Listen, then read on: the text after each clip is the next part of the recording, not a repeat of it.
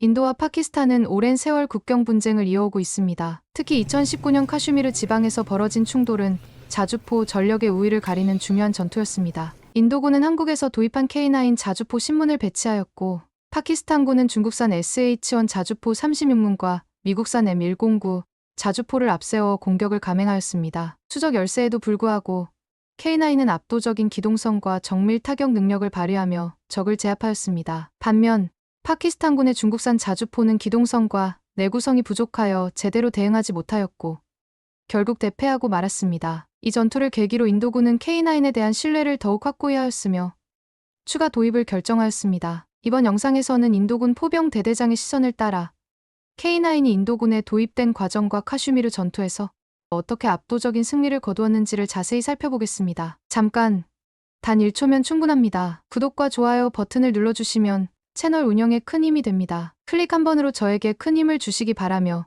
지금부터 이 매력적인 사연 속으로 함께 들어가 보실까요? 안녕하세요. 저는 인도 육군 포병대의 대대장 라울싱입니다. 포병 전력을 운용하며 오랫동안 실전 경험을 쌓아왔지만 늘 한 가지 문제를 해결하지 못했습니다. 즉, 우리 군에는 제대로 된 자주포가 없었습니다. 인도는 광활한 영토를 지니고 있으며 국경을 따라 험준한 산악 지형과 사막이 펼쳐져 있습니다. 신속한 기동과 강력한 화력이 필수적이었지만 인도 육군이 운용하는 대부분의 포병 장비는 견인포였습니다. 적이 공격해오면 포를 이동시켜야 했고 그 과정에서 너무 많은 시간이 걸렸습니다. 배치를 마치기도 전에 전세가 기울어버리는 일이 반복되었습니다. 반면 파키스탄군은 중국과의 방산 협력을 통해 최신형 자주포를 지속적으로 도입하고 있었습니다. 특히 중국산 SH-1 자주포는 높은 기동성을 갖춘 국사포로 파키스탄군의 포병 전력을 크게 강화시켰습니다. 여기에 더해 미국산 M109 자주포까지 운용하면서 포병 전력에서 우리보다 한 발 앞서 나가고 있었습니다. 나는 이 상황을 심각하게 받아들이고 있었습니다. 포병이 기동력을 갖추지 못하면 전장에서 살아남을 수 없습니다. 이런 문제를 해결하기 위해 인도 육군은 2010년대 초부터 차세대 자주포 도입을 적극적으로 추진하기 시작했습니다. 우선 우리는 세계 각국에서 운용 중인 주요 자주포들을 검토했습니다. 독일의 PGH-2000, 러시아의 2S-19 M-STAR-S, 미국의 M109, A6 팔라딘, 중국의 PLG-45, 그리고 대한민국의 K9 썬더가 후보군에 올랐습니다. 독일의 PGH-2000은 유럽에서 강력한 성능을 인정받은 명품 자주포였습니다. 정확도와 사거리 면에서 최상급이었지만 가격이 너무 비쌌습니다. 유럽 국가들이 소수 운용하는 것은 가능했지만 인도처럼 넓은 영토를 방어해야 하는 나라에서는 대량 배치가 어려웠습니다. 러시아의 2S-19 M-STAR-S는 소련 시절부터 운용된 전통적인 자주포였지만 현대전에서 요구하는 기동성과 자동화 기술이 부족했습니다. 미국의 M109, A6 팔라딘은 신뢰성 있는 무기였지만 기본 설계가 1960년대에 나온 오래된 모델이라는 점이 문제였습니다. 성능 개량이 이루어졌다고 해도 미래 전장에서 운용하기에는 한계가 분명했습니다. 중국의 PLG-45는 파키스탄이 이미 사용 중이었지만 중국산 무기의 내구성과 성능이 검증되지 않았다는 점에서 신뢰도가 낮았습니다. 무엇보다 중국과 국경 분쟁을 겪고 있는 인도가 중국산 무기를 도입하는 것은 말이 되지 않았습니다. 이렇게 다양한 무기를 비교한 끝에 최종적으로 남은 후보는 대한민국의 K9 썬더였습니다. K9은 독일제 PGH-2000보다 가성비가 뛰어나면서도 서방의 최신 자주포들과 견줄 만큼 강력한 화력과 기동성을 갖추고 있었습니다. 게다가 북유럽의 혹한기 테스트를 성공적으로 통과한 유일한 자주포로 사막과 고산지대가 많은 인도에서도 높은 신뢰도를 보일 것으로 예상되었습니다. 최종 결정을 내리기 위해 K9의 성능을 직접 확인하는 테스트가 진행되었습니다. 나는 이 과정에 직접 참여하여 K9의 성능을 평가했습니다. 사격 속도, 명중률, 기동성, 내구성 등 모든 면에서 K9은 우리가 원하던 완벽한 무기였습니다. K9은 1분에 최대 6발을 발사할 수 있었으며 자동 장전 시스템 덕분에 빠른 연속 사격이 가능했습니다. 특히 신속 사격 MRSI 기능을 이용하면 1분에 K9이 한꺼번에 여러 발의 포탄을 쏴서 목표 지점에 동시 낙탄시키는 전술도 가능했습니다. 기동성 또한 기대 이상이었습니다. K9은 시속 67km로 험지를 주행할 수 있었고 사막 지형에서도 문제없이 기동할 수 있었습니다. 이는 러시아제 2S-19나 미국제 M109, A6보다 뛰어난 수준이었습니다. 전투 중 빠르게 위치를 이동하며 사격하는 기동 사격 능력 또한 매우 우수했습니다. K9의 성능을 지켜본 인도군 수뇌부는 이 무기가 인도 포병의 미래를 바꿀 것이라는 결론을 내렸습니다. 2017년 인도 정부는 K9을 100문 이상 도입하기로 결정했고 현지 생산을 통해 추가 배치를 진행하기로 했습니다. 이로써 한국산 K9은 K9 바지라, 라는 이름으로 인도군에 배치되기 시작했습니다. 나는 K9이 우리 부대에 도착하는 날을 잊을 수 없습니다. 강렬한 태양 아래 웅장한 포신을 자랑하는 K9들이 도열해 있는 모습을 보고 가슴이 벅차올랐습니다. 이 자주포가 앞으로 인도 포병을 어떻게 변화시킬 것인지 그 잠재력이 기대되었습니다. 그리고 그 기대는 곧 현실이 되었습니다. 부대에 K9이 배치된 후 나는 모든 장병들에게 이 새로운 무기에 대한 철저한 훈련을 명령했습니다. K9은 단순한 포병 장비가 아니었습니다. 우리 인도군이 과거의 방어적인 포병 전술에서 벗어나 적극적인 공세를 펼칠 수 있는 기회를 제공하는 무기였습니다. 나는 K9 운용병들에게 기존 견인포와의 차이점, 자동 장전 시스템의 활용법, 기동 중 사격 전술 등을 반복적으로 교육했습니다. 특히 가장 중요한 것은 실전에서 K9을 얼마나 효과적으로 운용할 수 있는가였습니다. K9이 아무리 뛰어난 무기라 하더라도 운용하는 병사들이 제대로 활용하지 못하면 의미가 없었습니다. K9이 가진 강점은 빠른 기동력과 신속한 연속 사격 능력이었기에 이를 극대화할 수 있는 전술을 연구하는 것이 필수적이었습니다. 나는 부대원들과 함께 산악지형, 사막지형, 평지에서 K9을 시험 운용하며 다양한 작전을 구상했습니다. 산악지형에서는 K9의 포신 고각을 최대한 활용하여 적을 정밀 타격할 방법을 찾았고, 사막지형에서는 빠른 기동과 연속 사격을 통해 적을 압도하는 전술을 개발했습니다. 훈련이 반복될수록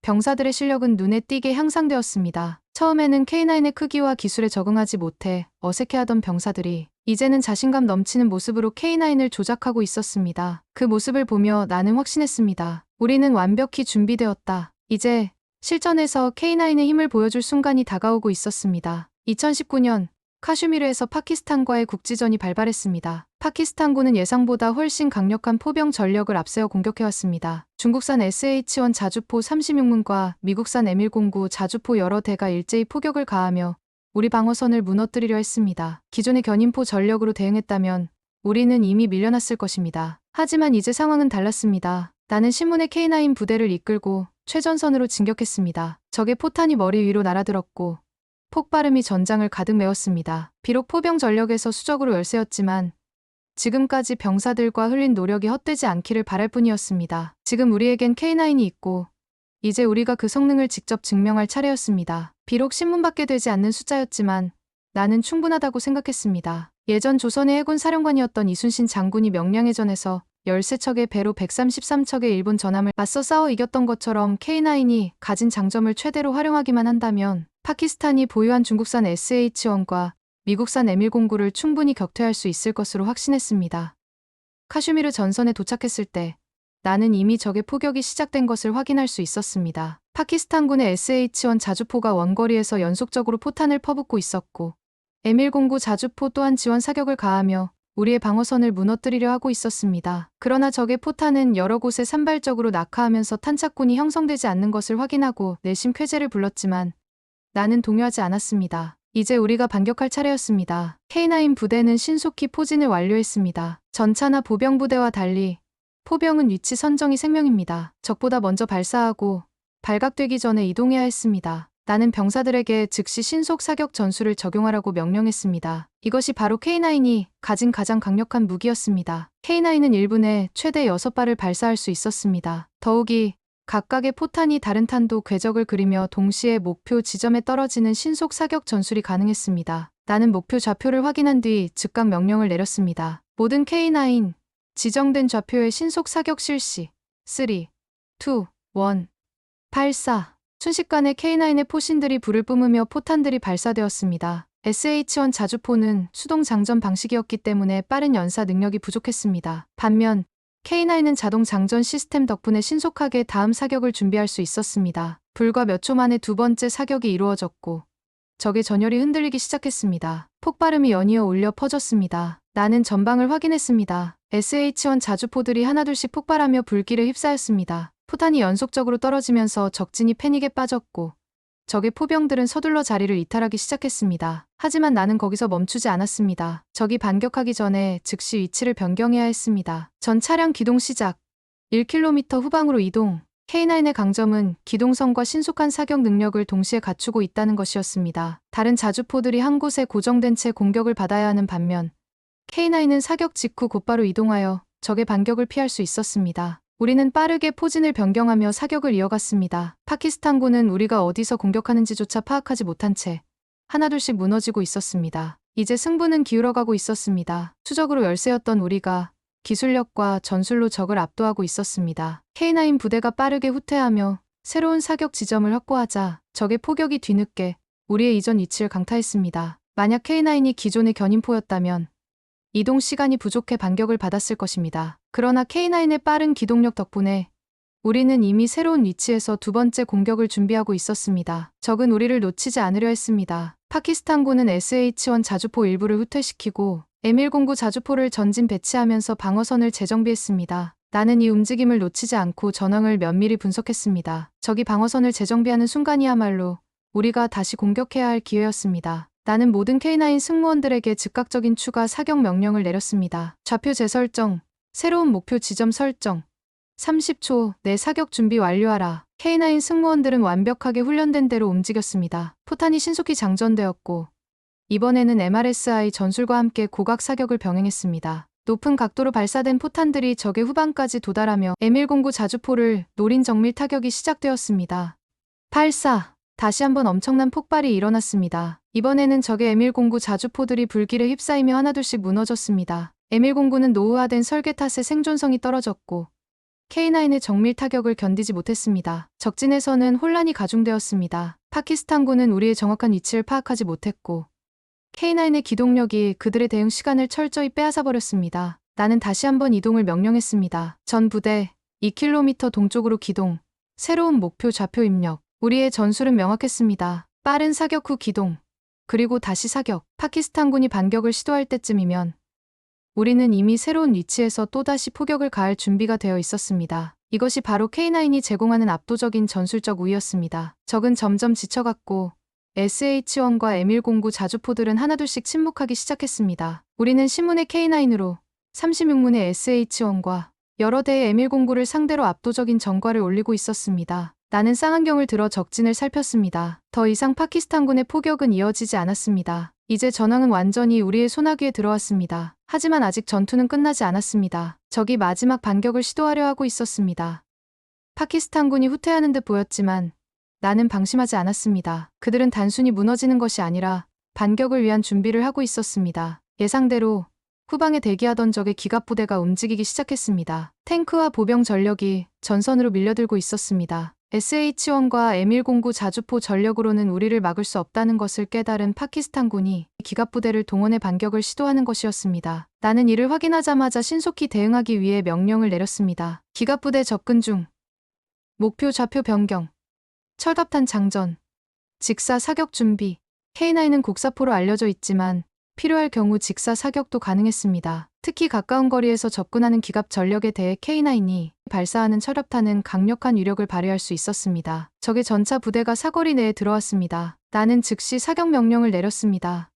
8-4 굉음과 함께 K9의 포신이 불을 뿜었습니다. 강력한 철갑탄이 날아가 적 전차의 장갑을 정통으로 강타했습니다. 첫 번째 포탄이 적의 선두 전차를 완전히 파괴하며 불길이 치솟았습니다. 이어서 두 번째, 세 번째 포탄이 명중하면서 적의 기갑부대가 무너지기 시작했습니다. SH-1 자주포를 운영하던 파키스탄군은 여전히 반격을 시도했지만 그들의 수동 장전 방식으로는 K9의 빠른 사격 속도를 따라잡을 수 없었습니다. 적의 반격이 시작되었지만 우리는 이미 위치를 변경한 상태였습니다. K9은 사격 후 신속히 이동하며 새로운 위치에서 또다시 포격을 퍼부었습니다. 적의 전차들은 K9의 연속적인 타격을 견디지 못하고 하나둘씩 불타올랐습니다. SH-1 자주포는 K9의 빠른 기동을 따라오지 못했고 M109 자주포는 생존성이 약해 정밀 타격을 버티지 못했습니다. 자신들의 전차가 폭발하며 연기가 피어오르자 파키스탄군은 당황하기 시작했습니다. 그들은 K9이 단순한 곡사포로만 작동할 것이라고 예상했을 것입니다. 하지만 K9은 직사 사격까지 가능했고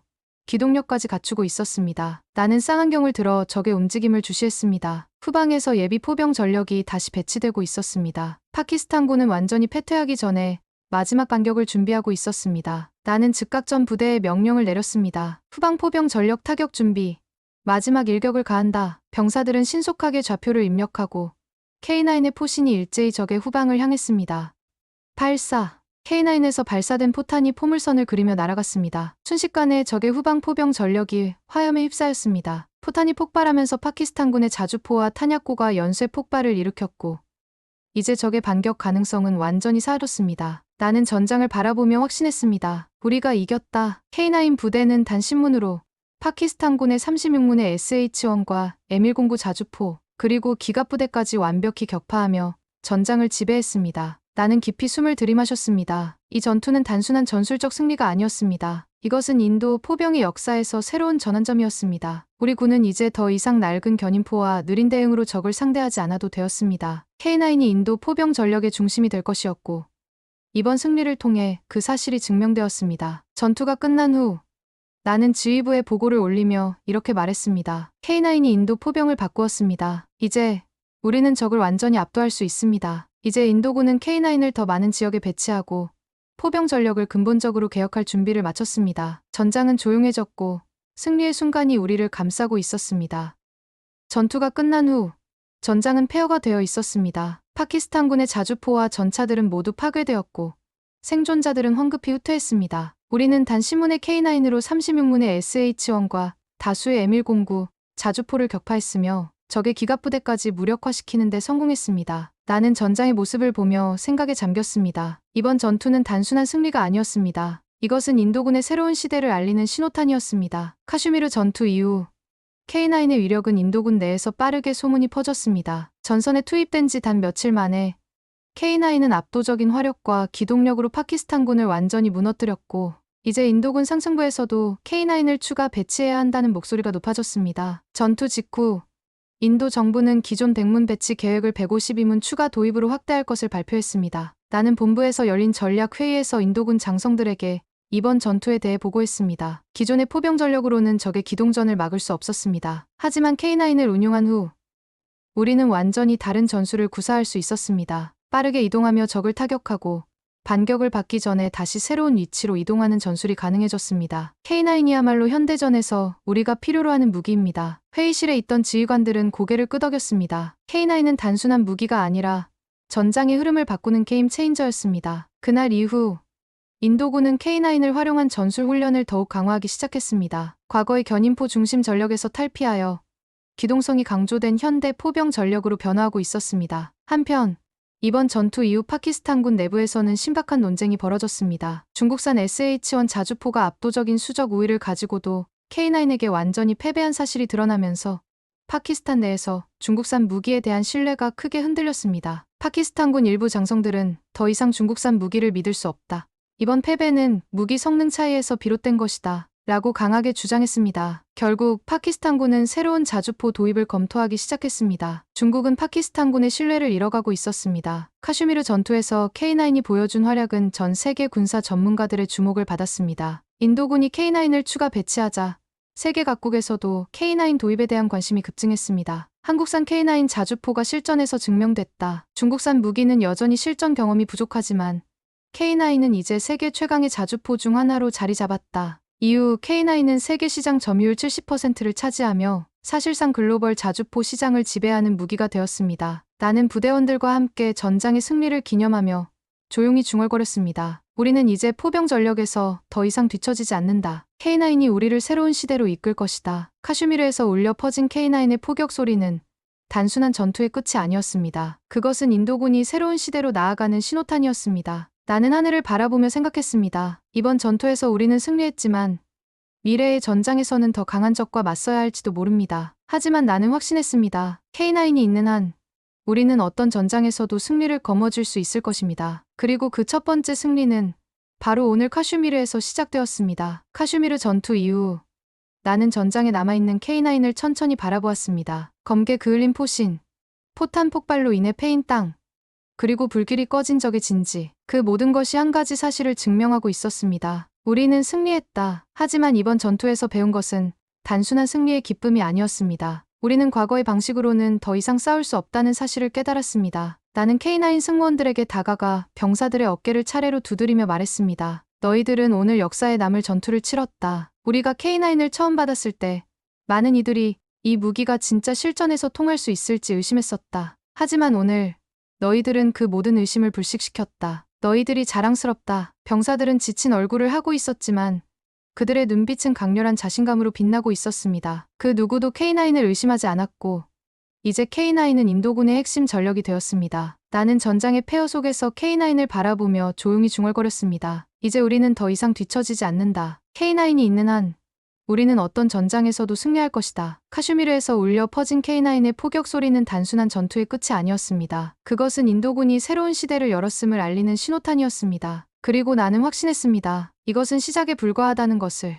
오늘의 이야기는 여기까지입니다. 오늘의 사연이 마음에 드셨다면 구독과 좋아요 부탁드리겠습니다. 긴 이야기 끝까지 들어주셔서 진심으로 감사드리며 앞으로도 더 좋은 사연으로 여러분을 찾아오겠습니다. 시청해주셔서 감사합니다.